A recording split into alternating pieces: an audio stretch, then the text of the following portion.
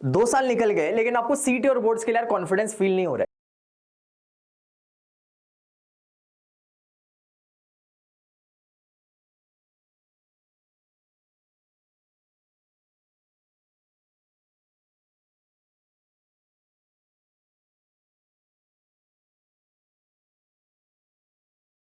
2 साल निकल गए लेकिन आपको सीटी और बोर्ड्स के लिए कॉन्फिडेंस फील नहीं हो रहा है। आपको कॉन्फिडेंस इसीलिए फील नहीं हो रहा है क्योंकि आपने इस पर्टिकुलर कम टाइम में जो है पूरा सिलेबस रिवाइज नहीं किया गया।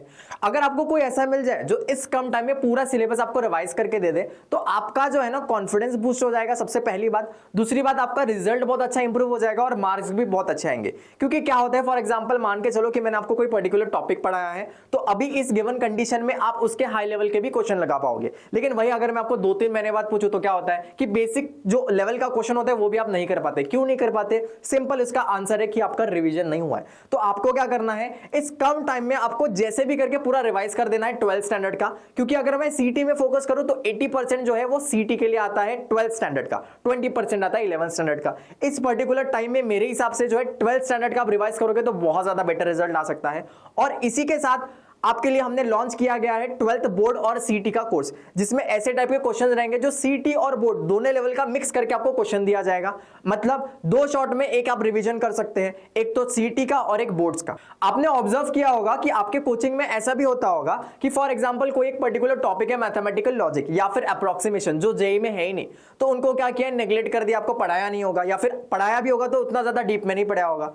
तो इस पर्टिकुलर कोर्स की खासियत ये बात है कि जो भी डिलीटेड टॉपिक्स है ना, लेकिन जो सीटी और बोर्ड्स में आते ही आते हैं, तो वो भी इस जो कोर्स है आपको बहुत अच्छे से अवेलेबल कराया गया है। उसमें मैंने जो है काफी टॉपिक्स बहुत अच्छे से एक्सप्लेन किया है और उसके पर्टिकुलर क्वेश्चन भी किया गया है। अब आते हैं बोर्ड्स की बात। अब बोर्ड्स में क्या होता है ना, जे में हमने पढ़ा कि ये क्वेश्चन है, एक स्टेप में आंसर आ जाता है, लेकिन बोर्ड्स में ऐसा नहीं चलता है, उसको पूरे लॉन्ग टर्म फॉर्मेट में लिखना पड़ता है। तो फॉर एग्जाम्पल डेफिनेट इंटीग्रेशन मान लो, उसमें कोई पर्टिकुलर क्वेश्चन आ गया जो एक स्टेप में हमें पता है, लेकिन यार बोर्ड में तो नहीं लिख पाओगे ना, उसका तो स्टैंडर्ड स्टेप आपको फॉलो करना पड़ेगा।